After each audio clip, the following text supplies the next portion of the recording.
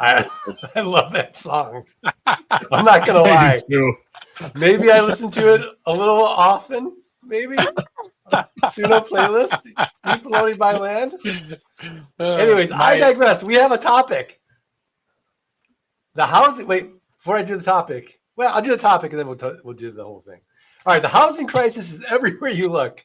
Starter homes that cost $400,000. Young families priced out of entire markets. Developers can't find affordable land to build on. Politicians promising solutions that never materialize. Meanwhile, you're watching this unfold thinking, this is terrible for everyone involved. There's no opportunity here, just a broken system that's hurting regular people. But what if we told you that hidden within this housing crisis is one of the biggest wealth building opportunities of our lifetime? It has nothing to do with flipping overpriced houses or becoming a landlord in an inflated market. While everyone focuses on the housing shortage, they're completely missing the land shortage that's driving it. Developers are desperate for affordable land to build on, but they're competing for the same expensive parcels that everyone else wants. In today's episode, we're revealing the housing crisis solution that nobody's talking about and how smart investors are positioning themselves to profit from the very problem that's crushing everyone else, including the specific strategy for buying tomorrow's subdivisions at today's agricultural prices, and why the worse the housing crisis gets, the more valuable your land becomes. Whether you're frustrated by housing prices or looking for investment opportunities that others are missing, this episode will show you how to turn America's biggest problem into your biggest profit center. Joining me today on Nightcap. Wow. How do we live up? I know. And now the pressure's on. Right? Joining me, fellow land investors, Handsome Rob, John Burnett, with his 22 kids. He actually only has 6 kids, but I do. Yeah. We like right now. Exaggerate. Yeah. Breathe in the mailing. Breathe out the marketing. The Zen Master, Mike Zato. And last but not least, the Nightcap OG, dude, buddy, Scott Bossman. Scott Bossman, what do we do? Why should anybody listen to us? Why should people listen to us? Well, we are land investors. We stay away from homes. We don't like homes. Homes are too expensive. Homes are too stressful. And there's emergencies with home. There's mechanical problems. There's renters, rehabs, rodents, termites, tenants. And we like to simply just buy land at a deep discount and turn around and sell it. And what I love about our business model is that we buy from people that are distressed. They may be distressed with back taxes, or maybe they just don't want the land anymore and they don't know how to get rid of it. So we help people on the buy side. And then we help people become landowners when maybe they didn't think they'd be able to become landowners. Maybe they can't afford a property for $5 or $10 or $20 or $30,000 cash, but what they can afford is a low monthly payment for land. So we help people on both sides of the equation, I think, and the market's absolutely massive, and we just love land. We love land. Absolutely. You know, I don't know if you guys ever listen to the Diary of a CEO podcast. It's a big podcast. Stephen Bartlett gets these great guests. And so Morgan Housel was just on the Psychology of Money office. Oh, yeah. And he's like, passive income is the biggest scam out there. He's like, all I hear about is passive income. He's like, ask anybody that's a landlord if it's passive. No, it's a job.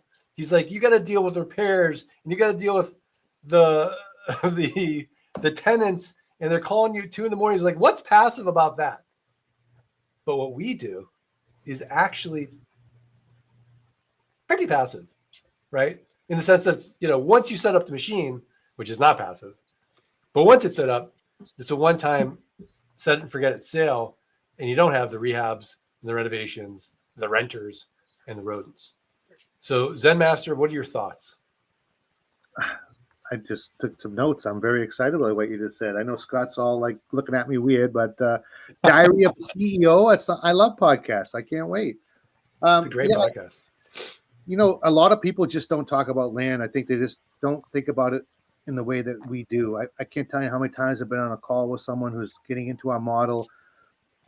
They've been working in real estate for years. Maybe they're a realtor, but they were like, I always just poo-pooed land. Like literally, they'll tell you that. Like, oh yeah, I just would, I see land. I didn't want, never knew how they could actually cash flow it. So that's the real significance here, right? Is taking the land and creating positive cash flow from it.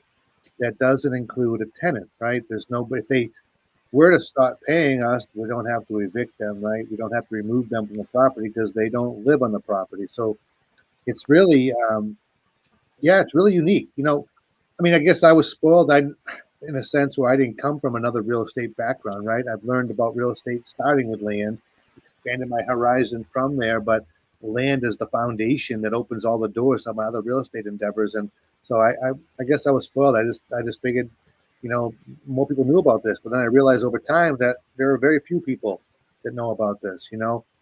We were talking we just had a webinar. If you looked at like a pie shape that showed you a percentage of people doing land investing compared to other types of real estate. I don't know if you'd even see the line on that pie, right? It's just that small. Yeah, that line's as thin as John Burnett. You fit handsome devil, you. It's not very thin. So, John, what are your thoughts? Yeah, I mean, I think that I never really thought of land as an income producing asset. Like, I think the same kind of a thing, like I would look at it and I knew people who had lost money investing in land speculatively as well. But I think that the way that we approach it makes it make sense and makes it something that actually creates income for us in a way that's really challenging. Because we were looking at doing single family buy and hold was our original model that we were going to be focusing on, and it was going to be really challenging. Like especially in the market that we were in, and we needed something that we could do remotely, and land really afforded us that. And it became something where we could buy low, sell with owner financing, and like Scott was saying, make something affordable for somebody. My first piece of land that I bought, I was just telling Scott this, I bought it for $600. It was 5 acres, and I today, like last week, I bought 10 properties and I spent 18 grand on 10 properties. And they're worth a lot more than 18 grand, And so it becomes something that I can buy affordably in a way that I couldn't with just traditional real estate, but I could also sell that super affordably, And I market that. I'm like, you can own 5 acres for $99 a month, right? Like, that's crazy. How can you, like, to be able to make something like that actually something that's attainable for somebody who's been completely priced out of the housing market and has there's nothing on the horizon that would ever allow them to own their own home. They can own a piece of real estate really affordably and within their own current budget. Yeah, absolutely. So, guys, do you want to solve the housing crisis in about, 50 minutes? Let's do it. Okay. Let's do it. Let's not just solve the housing crisis. Let's make everyone who's listening to this a multimillionaire in the process. It's not a big ask. No, not at all. Just set the bar low. Let's walk them through the strategy, shall we? Cheers. Who needs a drink? Ooh, with a poppy. We only have 40 minutes though. We don't have 50. I thought we started late though. We started late. Okay, my bad. I mean, we could do it in 40. Nick, can you do it in 35? What's that? Can you do it in 35? 6-minute abs. All right. Here's the strategy. Should we walk them through it? Yeah, let's do it. Or should we just string it along? No. Let it all out, then we'll talk about it. All right. Well, let's just start from the macro level, right? You got to have a piece of land in a place. Well, if you think about your own neighborhood, right? Not like, let's just pick on Boston and Bastion. I'm going to get an infill lot for $1 million. Now I'm going to build it for $3 million. And then I'm going to sell it to a guy like John Burnett. Not that many John Burnetts in the world. So we have a housing crisis because cash is trash. And so what happens when cash is trash? People buy assets. What happens to asset prices? They go up. We get inflation. We have a problem. We have a shortage. It's all started with COVID. It's a whole thing, right? So from a macro level, we all can agree we have a crisis. Now, the way to solve that is pretty simple. It's basically get cheaper land. So you're going to have to go a little bit outside of the city. And the way that we do this is we go, an hour to 3 hours outside the city. And what you could do is you could buy, let's say, 640 acres of raw land. Let's say hour or 2 hours outside your nearest city. You'd subdivide it. That's forced appreciation. Now, do you want to be a developer? No. There's a difference between a major subdivision and a minor subdivision. We want to do minor subdivisions. A major subdivision is a big multi-million-dollar project, which, as big of brains as these guys have, it's a lot of brain damage, a lot of risk. So what's a minor subdivision? It's simply going through the development process. What can you do in that county? What's the smallest you can subdivide without putting in roads and infrastructure and power that the county will allow? But you get forced appreciation right there.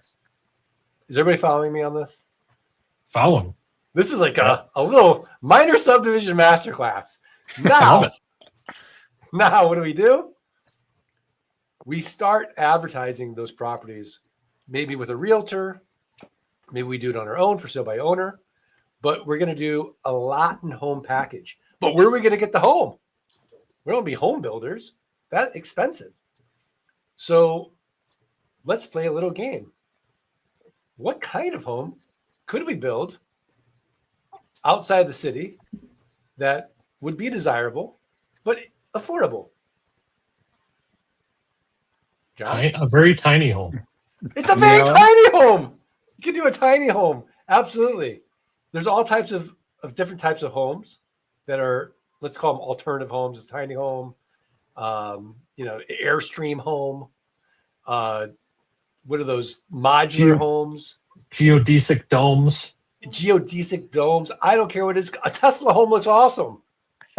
Yeah. But with today's technology and with, let's just pick on Tesla, right?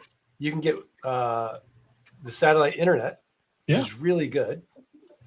And you could live affordably and you could make a nice living, because if you're doing an online business, I don't know, maybe land investing, which you can do from anywhere in the world. Now, the problem is solved. So you get an affordable piece of land, you get an affordable home, you put it on there. Can you bring 6 kids out there? Maybe you need 2 tiny homes. Maybe you need 3. But it's the problem is solvable. And so let's just pick on Mike. Mike, where's the opportunity for the land investor to make money on this? Wow. Well, the opportunity is to offer to people at an affordable price where they can make an easy monthly payment, no credit check, no interest, and we just get our money back quick, and so we capitalize on that. Is that where you're going with this? I feel like we're on the same page here. You got it. Exactly. So the value you've created is you bought this asset at a very inexpensive price, but you're then flipping it on affordable terms. Yes. To someone else. Yes. Yeah, that's the model. So you're making it irresistible. It's affordable. If you got a job, you can afford the land, the house. Fantastic. And we're eliminating the banks, essentially, as well. So, John, do you want to play skeptic here? What am I missing? Oh, man. I don't like playing skeptic. Dude, buddy, you want to help him out? Put you on the spot, man. I love putting John on the spot. Get Gideon back in here. Gideon, help your dad. Get in. Can you think of any issues? See, this is. I'm calling in a friend. He can't think of any. Mark, who's gonna buy this land? There's no utilities. Didn't you just say you just bought the subdivision out in the middle of nowhere and no utilities? No utilities. Yeah. Who's going to buy So- that? Well, somebody that is going to bring in utilities. Maybe they'll do power by solar. Maybe they'll connect to a nearby power line. Still less money than a $400,000 shack in Boston that's dilapidated. And Dilapidated.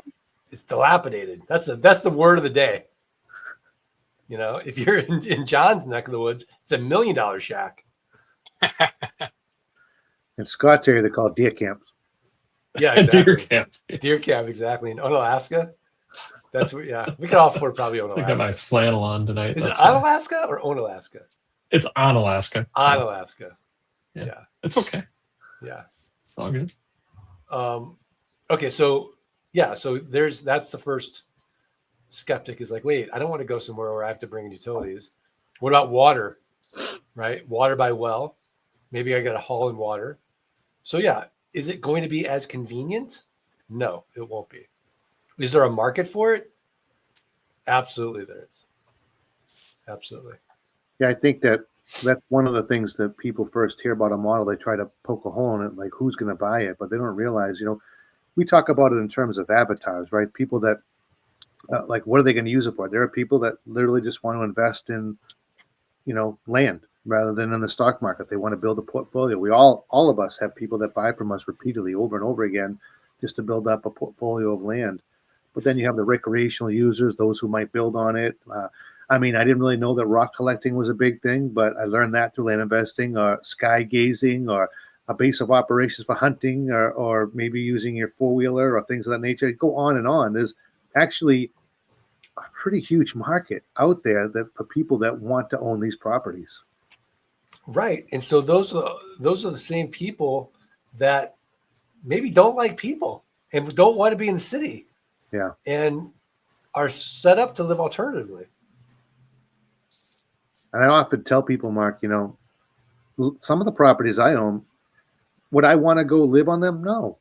And it's like, but if I owned a donut shop and I didn't like blueberry donuts, would I not sell blueberry donuts because I don't like blueberry donuts? Like, would I cut that much of my market out because of my own particular taste buds? No, that's crazy.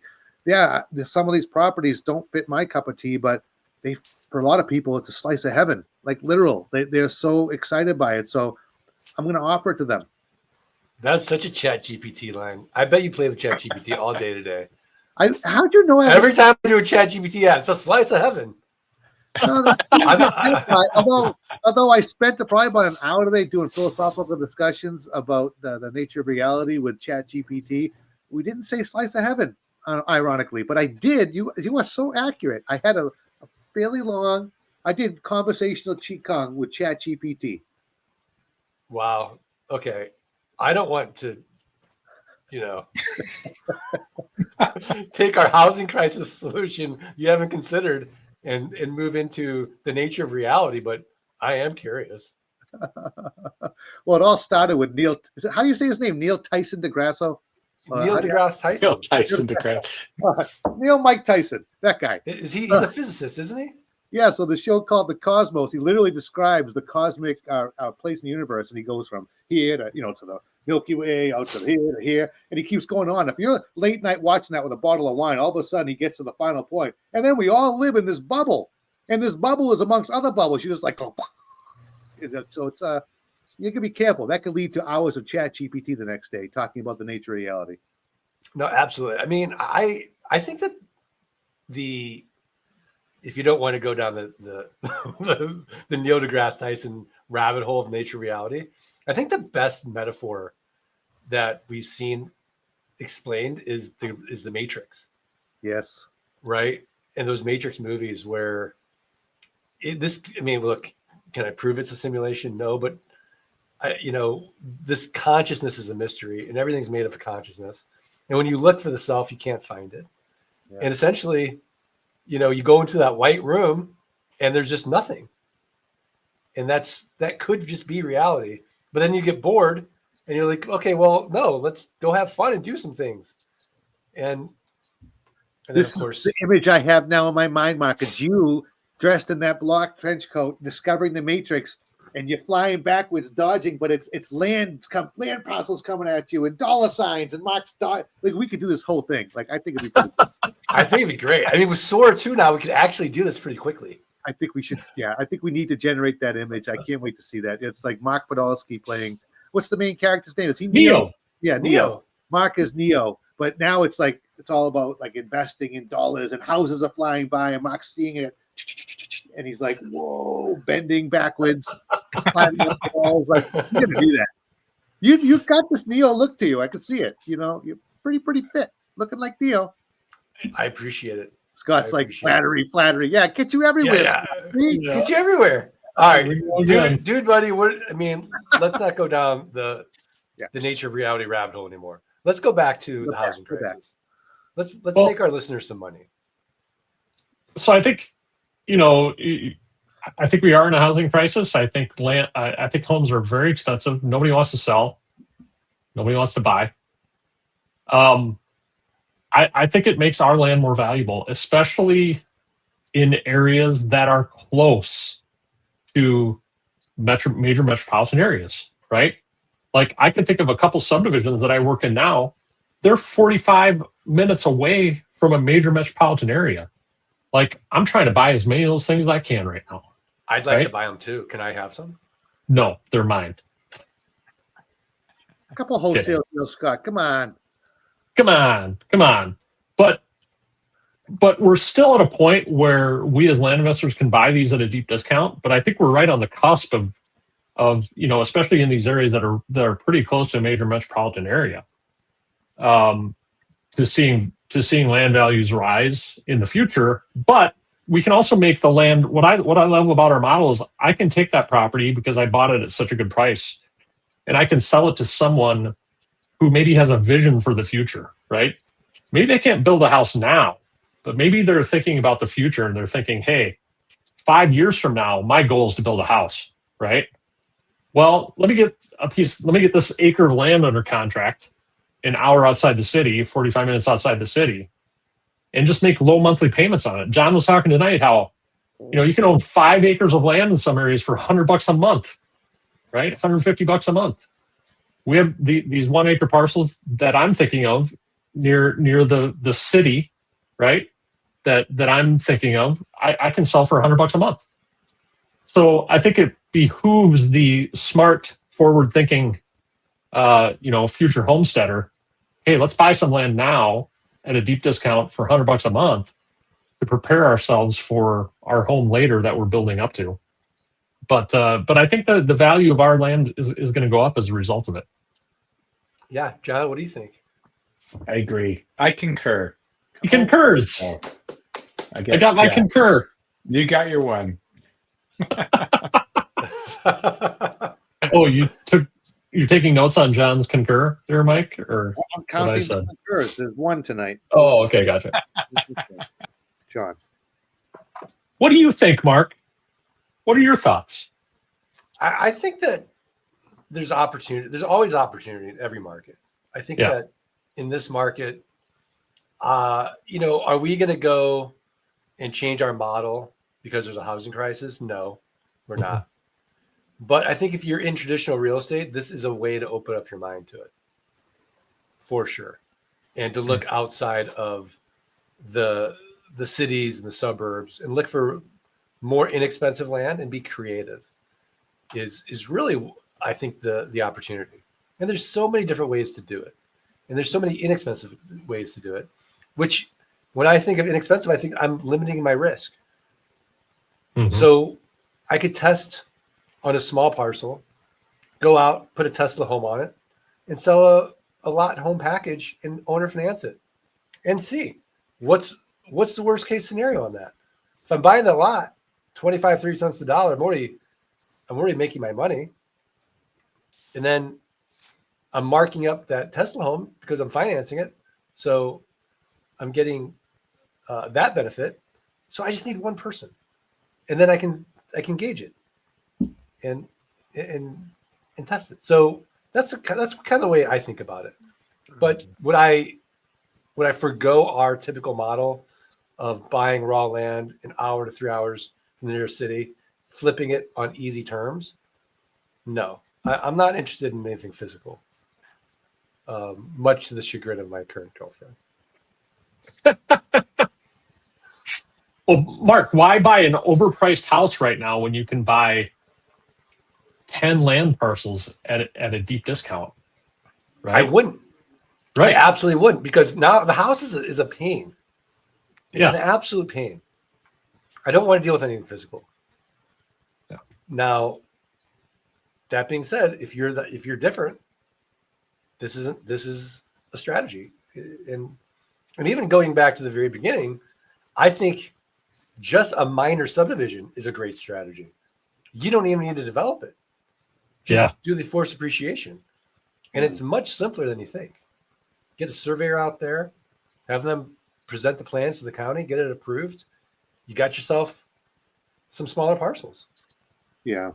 I think even if you really love these other types of real estate, it's hard to argue against the fact that how it's nice to have maybe 10 grand a month even coming in from passive one-time transaction land deals the way that we do them, right? I mean, that's just, while you're waiting for these other things to happen, yeah, you can make money with entitlement, with subdivides, with, all types of real estate, but bigger cash flips. But just the timeline, right? You can't guarantee when that's going to happen, how much time you're going to invest, what could go wrong. I've seen what cash flips all of a sudden. Oh, the easement. I didn't realize the easement wasn't attached to the deed. There, the value went from 50 to 20,000, right? And what a mistake that is to recover from, right? So I think cutting your teeth on land, and you could stay there forever, but even if you're going to do other things, I still think it makes sense, because you can learn in a safe environment. You can build up some recurring income, and that's going to be there month after month, while you can go out and explore STR, short-term rental. Do whatever you want. It's your world, whatever makes you happy. But it's hard to argue against having recurring income at the base to support it all.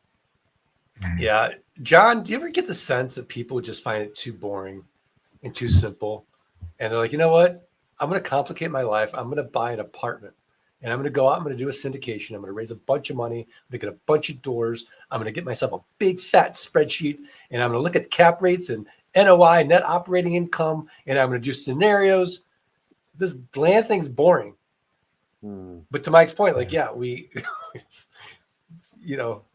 make really good passive income from it. Videos of us taking sledgehammers to our dirt. People like to break things like cabinets. Yeah, exactly. I mean, John, like how many people just close their eyes because it's like intellectually boring? Yeah, I think so. I mean, like it's funny. Like I went to a real estate investor conference a couple of years ago, and there were a lot of people there. Like I mean, it wasn't a huge group; it was maybe 20, but they were all super successful. Everyone was so successful, and they were so tired. They were all like they're just grinding so hard, and they're real estate investors, and they're doing well. But it's a lot of work. And I think to Mike's point, like I did, like it's a simple model, right? You get to a certain point and you're like, there's a diminishing return on your time, right? You try to put 40 hours into this business, and eventually when you get to once you get on the skinny branches of those hours, you're not really being really productive with your time.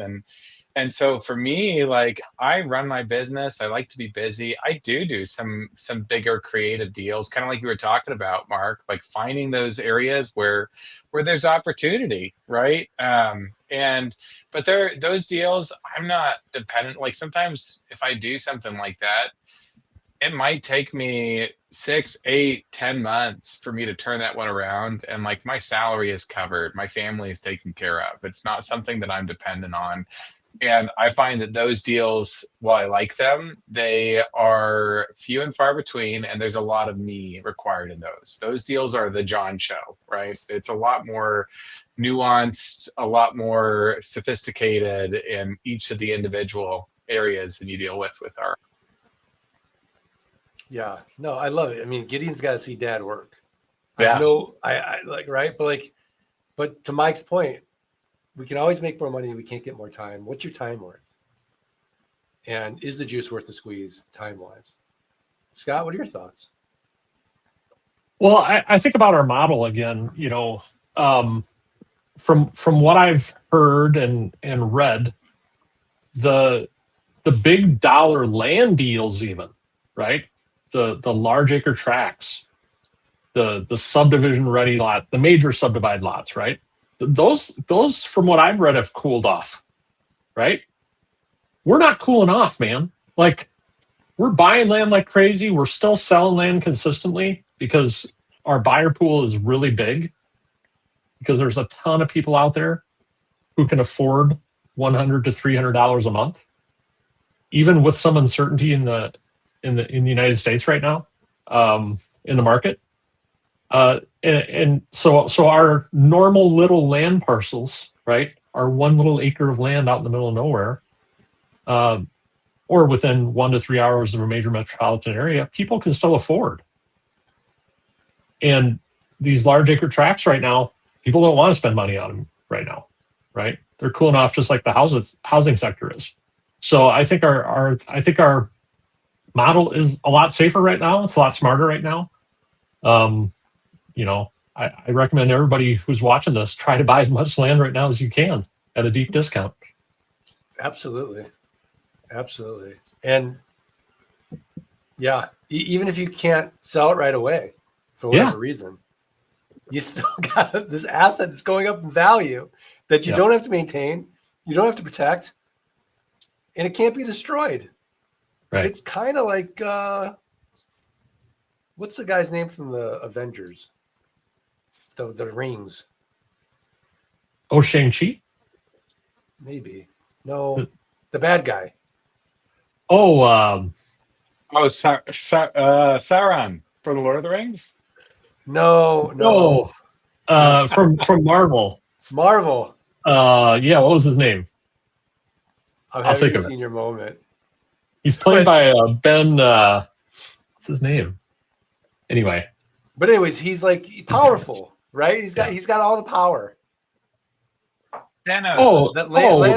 Thanos, you mean? He's got the jewels. Thanos? The tools. Thanos. Okay. Yeah. You're talking about the rings, and I'm thinking Shang-Chi and the 10 rings or whatever. Yes. Yeah. But the gems that go in, so the Infinity Stones. You're talking Infinity Thanos. Stones. Yeah. Infinity Stones. Like land's like getting the Infinity Stones. Right. I love it. Yeah. We got a lot of people. We got a lot of people. A lot of people tuning in here, Mark. 53 people are watching. I told you guys, it's just a matter of time before this is the biggest show on the planet. Honestly, I think maybe a year, 2 years, 3 years from now, Joe Rogan's gonna be like, "Hey, can we do a JV?" I'm like, "No, you're too small." Exactly. Too small for us. Too small, man.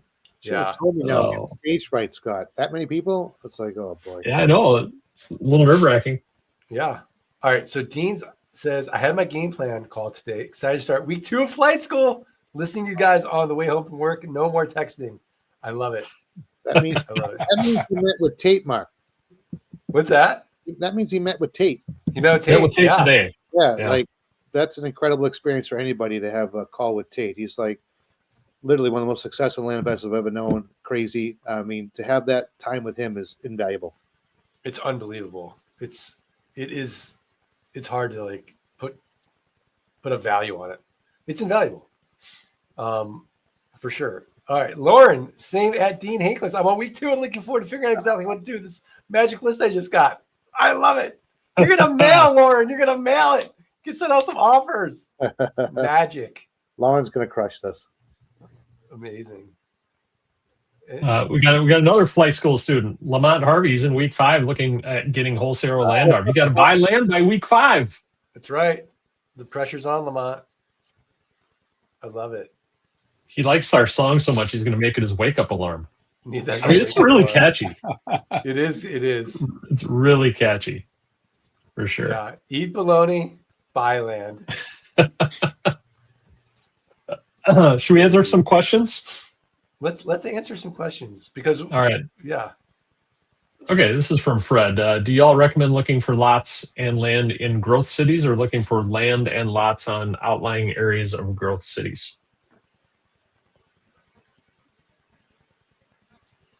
Where do we look for land?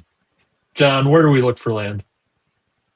So we look for land first and foremost. Well, so generally we're not going in city, so we're not doing like infill lots or anything like that. Generally, we're going to be doing areas that are on the outside of city limits. We're looking for things with high repeatability. So a lot of times we're focusing on rural subdivisions. There are, and when I say subdivisions, I don't mean, an eighth of an acre outside of Chicago or something like that. We're talking about large rural subdivisions where you can find thousands of 1 acre parcels or 5 acre parcels. And I'm looking for those areas. Generally, they're like Scott was saying, they're not super far away from a major metro area. And then I'm looking for things that are accessible, so you can legally access the property. And then ideally, you can build on the property and recreate on the property, And if I've got those three things in place, it's a piece of land that I can sell. Sometimes I buy land where you can't camp, or sometimes I buy land where you can't build and you can camp, right? But I'm looking for property that I can sell, and with repeated, like when you look at the rural subdivisions, it's really repeatable. And so with repeatability, it means that you can scale, you can delegate, you can automate because you have consistent variables. And so those are the types of areas that we want to focus on the most. I love it. Thank you, John. This is from Daniel. Wait, Daniel Bryan, by the way. I agree. I think I agree. We're going to be working with Daniel hopefully soon, but the government shutdown. What's up, brother? This may be the deepest I've ever heard. Yeah. I don't know if we're talking about Mike Tyson, but maybe. Yeah. Which part is it? Is it because of the land, or is it because of the reality of the universe? Consciousness in its contents. Oh man. Awesome. Let's see what else we got here. What's the best minor improvement on raw land? Khalid? Well, that's a good bringing in owner financing. We don't improve it. We move it typically. Oh, that's no, but Mike's answer is the best one. Yeah, no, for sure. We finance it. That's the best improvement. Yeah, we make it affordable. Yeah, I'm gonna write my own. Well, actually, I like John's. I'm Scott's. We don't improve it. We move it. I'm gonna write that down. We don't improve. We move it. Bad. John, do you have Gideon go out there and put like a fence out? Not yet. Son, we're going to go build a fence. Maybe in 5 years we'll do it. Get him his own pole digger. You like engraving pole diggers in your house? That's right. For your kids? Exactly. Oh my gosh. I once read about a guy who did like a sweet and sour summer with his kids. So he's like, look, if you don't study in school, this is what life's going to look like. And he get a buddy who like had a hard, like it was a hard job, right? Like maybe working in building, fences and putting poles out for like a month in the summer. And then he's like, okay, get really good grades. This is what your summer could look like. And be like, in front of the computer flipping land, right? And it's like you're in the air conditioned office and, you're just doing some research and you're sending out offers. It's sweet and sour summer. But you make the choice, Gideon. You make the choice. I love it. Here's a question for you, Mark. What do you think about assembling some smaller parcels to then create a larger subdivision? Assembling some smaller parcels to then create a larger subdivision. Not for me, Mike. I'd rather go large and then go smaller, honestly. Mike just started I say that, but it depends on the highest and best use. So I would be open to it, but I would say for our model, it's better to go big and subdivide small. Yeah, he's just starting flight school. Mike's going to crush it as well. He's got some experience in land, so he's thinking outside the box, but he's going to do very well. I remember Mike, actually. Yeah. What's up, Mike? Look at all the people throwing Thanos in the chat. I was just slow on the uptake there, man. I thought you were talking about Shang-Chi. I was thinking like hula hoops. Like I wasn't thinking. Yeah. Hula I wasn't hoops. thinking jewels. Which Marvel guy has a hula hoop? I don't know. You call yourself the land geek. Come on, man. Exactly. Yeah. What was a show where you'd have to like describe something in so much time and then they'd be like, oh, it's this. Was that what Drew Carey did that? No, I don't remember the name. It was like old show. I'm dating Whose myself. line is it anyway? Not the improv one. No, it wasn't a comedy show. It was $100,000 Pyramid. Oh, yeah. Do you guys remember that show? Yeah, it's back. I $1 million would have done pyramid. horribly on that show. I couldn't even describe Thanos properly. Right. This is from Juan. Just did his first mailing last night. That's awesome, Juan. When should he schedule his first coaching call? Yeah, That's a good question. That's a good question. yeah. I mean, I think He's in flight school, so you Okay. have some one-on-one. Honestly, you have your thing about flight school. You have so many opportunities to connect. You can go 4 nights a week, immerse yourself with other land investors, led by a successful investor. You have your coach on Slack that you can reach out to at any point. And then when you really want to talk about something personal, one-to-one, you schedule one of those calls. So I would say one depends on like the nature of you want to talk about something very like personal about you and your business. That'd be good for a one-on-one call. Otherwise, use that Slack channel just for general questions, or go to the Monday, Tuesday, Wednesday, Thursday night calls and just engage the group and see what the collective genius comes up with. I love it. Yeah, I as John would say, I concur with Mike. And I know that you'll get an email one kind of like nudging you, hey, have you scheduled your call? But usually it's going to be when you're in the middle of a deal and you want that little whoopee, because you're just an ankle biter in hand, and you want somebody with more experience to help guide you through it. Looking at me right now with this hive mind. He knows that gives me the heebie-jeebies. Hive mind. Reminds me of the Arrow. Remember the Arrow TV show? What they call those people? The bad network of criminals in Arrow. I didn't watch Arrow. Sorry. What? Yeah. Such a great show. Arrow? Sorry, I didn't watch that one. I never watched it. Arrow. Like the Green Arrow? Yeah, that's him. Yeah. Never watched that John, one. did you watch that one? Oh, the Arrow? Yeah, I mean a long time ago, but I can't remember the bad guy. Okay. Sorry, Mike.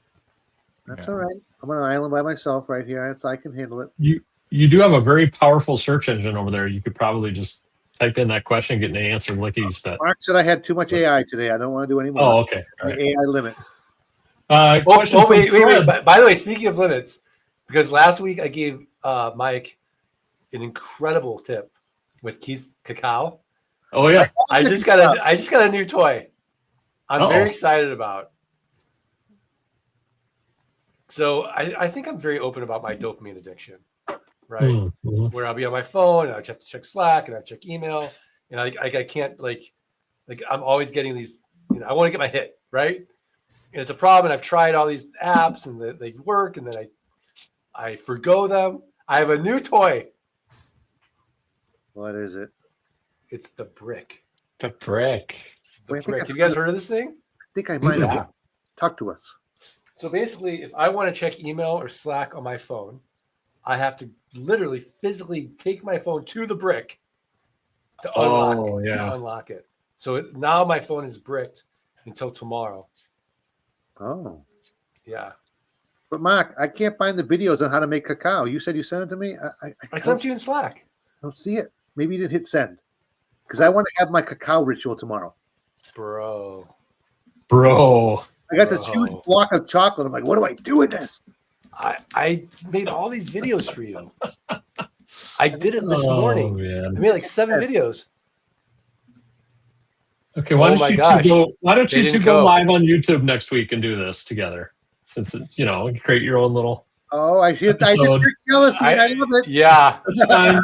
Guys, just go ahead and do that next week. Oh, all right. There's always dude buddy love. I'm getting a little love, and look how you feel. It's always dude buddy love.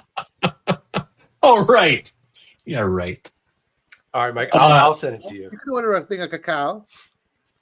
I could. You should. I may. I should. Yeah. I think if we all drink cacao together, that could be like a little nightcap. That could be fun. The cacao episode. For sure. Yes, we're in. Yeah. How about from Fred? Do you ever buy parcels where roads have not been put in? John? Yes, I have, and I don't like it. It So, sounds so depressed. Like admitting something. She I doesn't want to concur. admit, I've done it. I've done it. I have. It's not like if there's no roads, there's value in land. I was talking to somebody on my team the other day and about our acquisition strategy. At a certain point, even if like there's not roads, we just say like, what is the make me buy this price, right? And so there's a price point at which I'll buy it. It's a solid, finite asset. It has worth. But if you can't get to the property, it's hard to sell that thing because basically you're selling something that the only value is the fact that it is a finite asset, right? And maybe someday it'll have a road to it. But the other thing is sometimes, sometimes you might have something that doesn't actually have road access, but there's a platted road and the road runs pretty dang close. But if you can't drive to the property with 4-wheel drive, like I'm usually out. Well, it has to in be that paved, scenario. though. I think you need to clarify. Does it have to be a paved road? Like what kind of what's No. the area? Because people Yeah. So dirt road is fine. Like when you look at when you zoom out and you look at like a GIS map, you'll see like the map, you'll see all the parcels and stuff, and you can see where there's roads, right? Where the county has platted roads. And then if you turn that off, the question is, can you still see the roads, right? And when you turn off all of the parcels and everything, you should at least see dirt roads. And dirt roads are great, right? Most of my properties are only dirt road accessible. And so I don't need paved roads. I don't even need gravel roads, but I just want there to be something more than nothing, basically. Yeah. You could blade a road, Fred. Mm-hmm. Or you get your customer to blade a road. Just saying. That could be fun. That could be fun. It could be fun. So some people, I know it's not ideal, Mark, but haven't you made money off of landlocked properties? So I've heard you talk about this. I know it's not ideal. It's not that it's not ideal, but as long as they're not going to a bank and having to borrow money on that land to build, and as long as they understand that is a limitation, and they can actually, to John's point, physically access that property, no problem. I don't have a problem with it. I've made a lot of money doing it. Would you try to buy it cheaper? I think I would. Of course, yeah, of course. I mean, the dollar skittle for sure. It's landlocked. There's no roads. They're gonna blade a road. Well. Give them the John Burnett offer. And on your deathbed, there'll be no money involved. But on your deathbed, you have total consciousness. Just sign here. Now I gotta go blade a road. All right, let's get this question from Lamont, and then we'll maybe wrap it up here soon. Lamont's looking for a wholesale deal. Well, we'll go to Mike Zano, king of wholesale. But most that he's come across on the other side of the county, Mike, probably from where he's working. Should he give them consideration? I would, only because if you're in the same county, you're seeing, remember the reason we like to focus, one main reason is for that buyers list we're going to build, and you want to be able to attract all these people that you're going to put on your buyers list. If it's the same county, you're pretty much in the same area. People are going to be attracted to there as to the place you're in. So personally, I think that would be fine and under those considerations. Yeah. Can I ask a follow-up question, Mike? Yes. Because you are the wholesale king.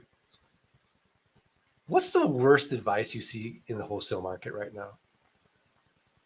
Worst advice in the wholesale market?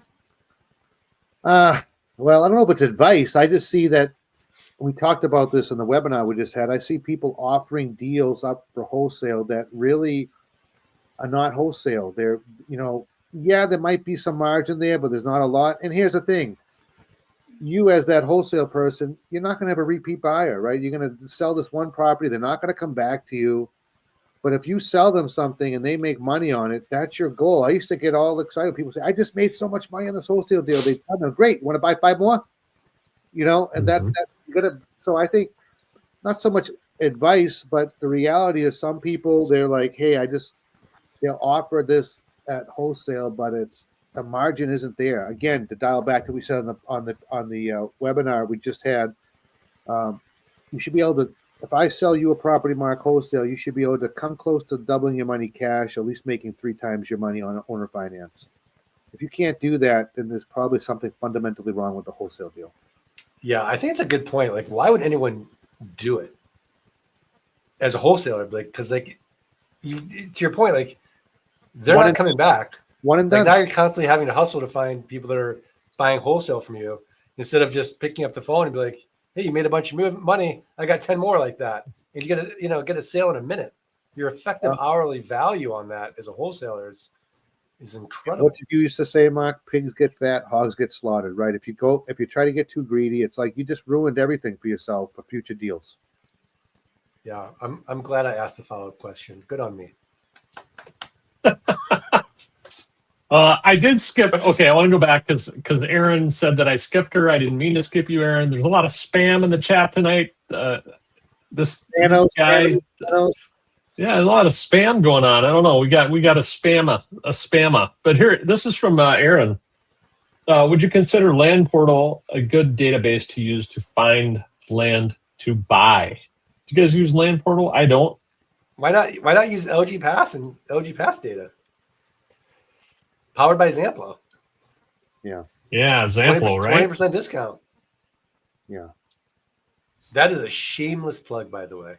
It was very shameless. I feel like a lot of these data services, they kind of come from a common parent source, but I think Zamplo is great because it integrates with our software, and our software is built around this business model. Like literally, was not something that you took, Mark, and just try to fit it to us. It was created for us, by us. Well, not me. I'm not that smart to do software, but by us collectively as a group of people, as LandGeek, it was created. And so I just think that, the Zamplo is relatively new to me, but I love it. And it integrates, like you said, seamlessly. So that's a win-win, which makes it a win-win-win. Yeah, it's a win-win-win. And they just added due diligence too. You can do your due diligence through them as well. Beautiful. They did do that. Yeah. Nice. Yeah. I wasn't aware. So, Aaron, check it out. We're constantly innovating. Every little problem in the land business, we're solving ourselves. I love it. Now she's happy. Sorry about that, Aaron. Fred is asking what that site was. Zamplo. Well, it's LG Pass is our proprietary software that helps us mail and create contracts and deeds and stay organized. LG Pass. And you get a free month to play with it. Yeah. So you get a free trial. And then included in that, Better yet, Mark, you can get the data. Better yet, go to flight school, get it for 6 months. Come on. I mean, it's even better. Yeah, exactly. Go to flight school, get it for 6 months for free. Be a real land investor.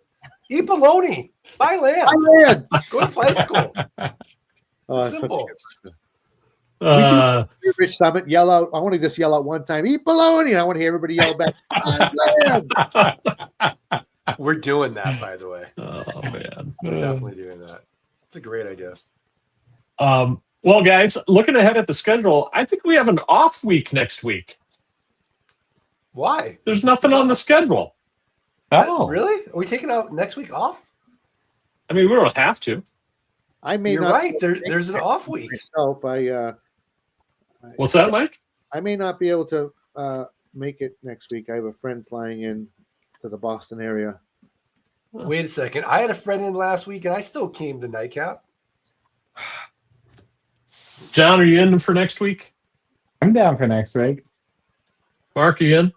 I'm only in if everybody puts into the chat that they want us to do a Nightcap episode and that they will send right now a link to one friend for them to join us live next week. If not, let's just drink, virtually on our own and we'll talk land, just the 4 of us. We don't need to go live. That'd be fun. That'd be fun. I still want to see you guys, selfishly. Well, that's sort of how this all. Remember, like 5 years ago, Scott and I would just drinking and talking about land one night. We're like, hey, let's go live on Facebook. That's kind of how it all started. Yeah. I love Daniel Brian John has 26 kids. What is my kind of excuse? That is true. I think John should bring a new kid on every show. That should be required. Like, just rotate them in. Kid of the week. That's 26 weeks. Yeah. Right there. Yes. I wish I'd. Friend. I did last week was filmed in front of that was a different friend, but I did bring him, Mark, last week, and I filmed in front of a live studio audience. No, it's awesome.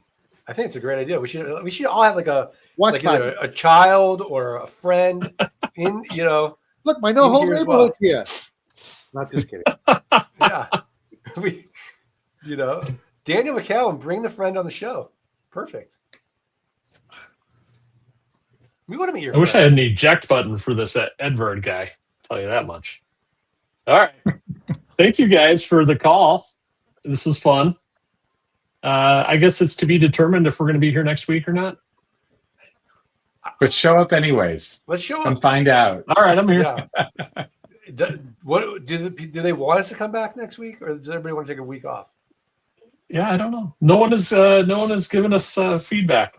Oh, That is upsetting. It is upsetting. The ego is so fragile. Right? Tim Summers, do you want us to come back next week? It'll be all based on Tim's answer. Let's see if he answers here. Tim? Okay. Oh, Erin does want us to come back. She likes the live calls. So Erin says yes. Yay, Aaron. Steve Ayler Aaron, says yes. Are you emailing friends? Mark says yes. We got One 3 friend? yeses. Lamont is free. That's a yes and a half. That's a half yes. Okay. Fred said yes. So yeah, I think we got some fans. Okay, so what should we talk about then? Put in the chat, like, what do you want to hear? What should we discuss? Yeah. Let's come up with a topic. I like it. We might be waiting a while. I know. Right. It could be conversation of Cheech Kong. Let's have a philosophical discussion of land. Oh man. Well, This was though. fun. Thank you, guys. Daniel says come back. Erin's going to tell her friend to join. There we go. There we have it. Awesome. Lauren wants to talk Ooh. about. Okay, Lauren wants to talk about the pros and cons of buying in different areas of the country. We could definitely talk about that. We could definitely talk about that. by the way, Scott, I think the fact that we have a spammer is indicative of our popularity. It shows that we're growing. For sure. Yeah, absolutely. I mean, we've definitely gotten more comments tonight than we've ever gotten. Like the metrics are going to be sky high on this episode. We're going viral tomorrow. Yeah. All thanks to Edvard. Thank you, Edvard. Edvard. Appreciate you. Yeah. Is it EDVARD? Is that our lone spammer? EDVARDS. Edvard's Lapa. I wonder if Edvard's just a bot. Could be a bot. Are you a bot, Edvards? Edvards is misunderstood. And yeah, right. Like, if so, why do you hate us? We're just a bunch of, we're good people. We're good peeps. Daniel McCallum wants us to talk about buy and hold versus financing. Ooh. Or we could do cash versus financing. Mark, you'd love that episode. I love that. I get so angry about you, the cashy people. I don't. I mean, I honestly though, I think I'm more laid back about it. Yeah. Honestly, like I think if you have a cash problem solved, flip for cash. It's okay with me now. But I think long term, cash flow is what you really want. You want freedom. You want to be able to take next week off of Nightcap and know that money's coming in. Right. Right? Can you imagine if we had to like flip? It's like, yeah. All right. We've been on for a while, so we'll adjourn to next week. How's that sound, fellas? Amazing. That's good. I'm gonna go eat some bologna and buy land. Awesome. Good night, everybody. Cheers. Is there an outro? Thanks, guys. Oh, the outro's coming. You ready? I'm ready. Here it comes.